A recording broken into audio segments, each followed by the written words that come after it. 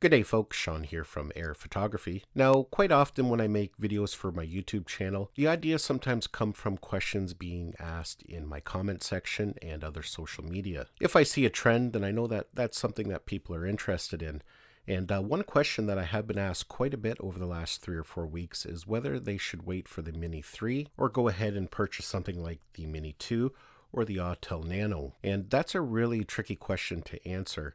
Now, normally I say you should never base your drone buying decision on rumors because that's all they are just rumors. But if you aren't aware, the latest rumor is that the Mini 3, due to a leaked document, is going to be coming out sometime in the early spring, end of March, mid-April, sometime in that time frame. Now, other than that, that's the only really information we have. There's been no other leaked information or photos or specs. So whether a Mini 3 is coming in the spring right now is kind of up in the air. And the other thing you have to consider too is drones can get delayed. Sometimes at last minute they find a bug in the software, or perhaps they're having manufacturing issues, and sometimes drones can get pushed back several months. We did see that with the DJI FPV drone.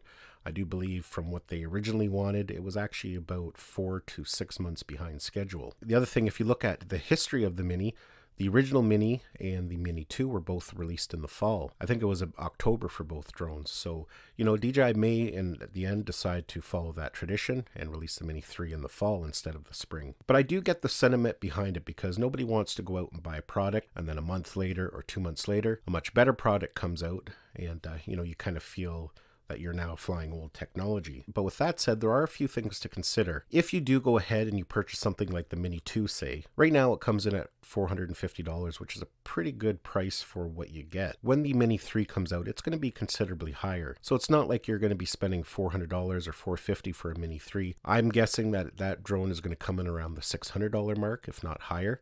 Again, that's just a guess. I don't know for sure. So it's not like you're spending $400 on a Mini 2 and then a month later you're getting a Mini 3 for $400. With the Mini 2, you're still going to get a really good drone for a low cost. And on top of that, you can always fly it for a few months. If the Mini 3 does get announced in the spring, you put it up for sale.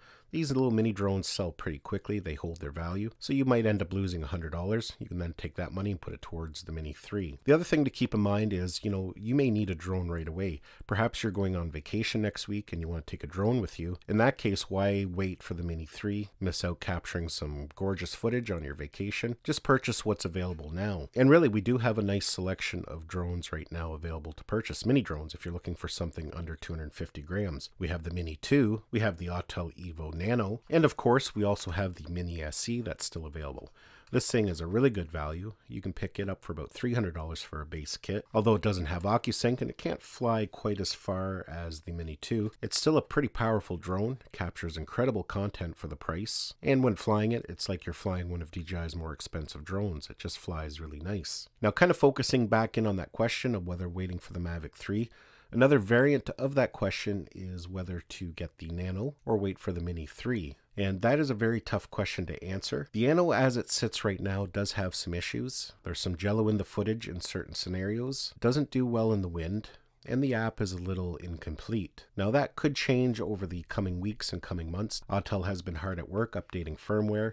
And we do have some big updates coming for it soon. But those are some issues that you do really need to keep in mind. The other thing is that this is a fairly expensive drone. It's $800 for the base package if you get the Plus model, and $950 if you get it as a premium bundle that comes with the case, the extra batteries, and a charging hub. When you get up to those prices, you're getting close to the Mavic Air 2. But for some people, the Mavic Air 2 just doesn't work because they need a drone that's under 250 grams, either for different regulations in their country, or perhaps they just want a really small and light drone to travel with. That's the other reason why you would want to go with a mini drone. You may not care that it's under 250 grams, but you just want something that's inexpensive, small and compact, light, and easy to travel with. The other thing with the Autel Nano is that it does have some features that just aren't available on the Mini 2. Like it does have a very basic form of obstacle avoidance. You can see we have sensors at the back, at the front there, and at the bottom. Now, the obstacle avoidance on this drone has been kind of hit or miss. I haven't noticed any big problems with it, but other reviewers have had some issues with it. But again, I'm pretty sure Autel will get that tightened up. This drone will also offer tracking. It doesn't yet. That is going to be coming.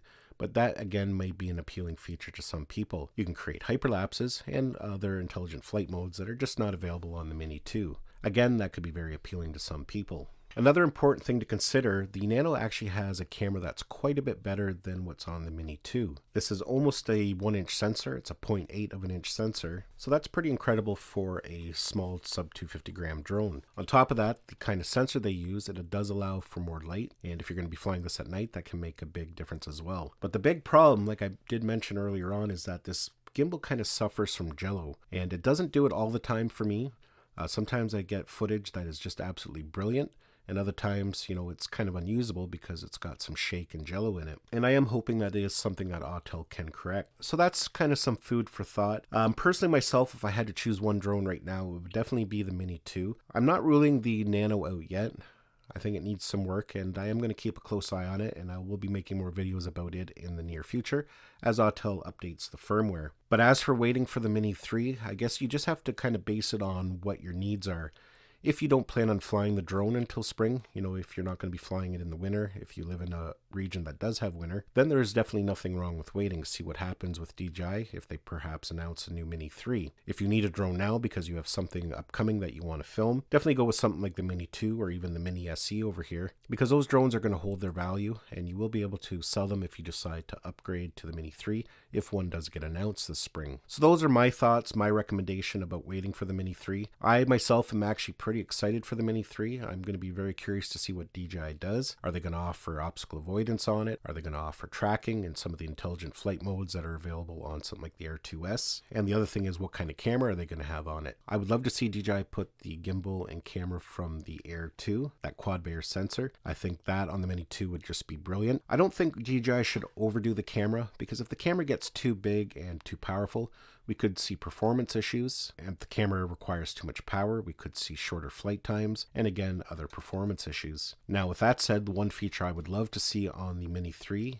is the focus track that's available on the Air 2S and the Air 2. Just being able to do a simple point of interest, and even using that spotlight mode would be just brilliant on a small drone like this. Let me know what your thoughts are. If somebody who's in the market for a new mini drone, should they wait for the Mini 3, or do they go ahead and purchase something like the Nano or the Mini 2. Now, another thing I want to mention too before I go here is that we've just launched a membership option for YouTube. We're going to offer behind the scenes footage, different things that don't quite fit within the channel, perhaps some vlogging style videos, out adventuring, and how I use my gear. And of course, there'll be other perks as well. I'll leave a link to where you can join down in the description of this video. If you're watching YouTube on a desktop, you can just click the join button on the main channel. From a mobile device, it's a little trickier, but I will include a link where you can go to a page to join up right away. Well, folks, that's basically it for my video. I want to thank you for watching. Give this video a thumbs up if you enjoyed it and found it had value. Don't forget to subscribe to my channel so you don't miss any of our upcoming videos, and we'll see you in the next one.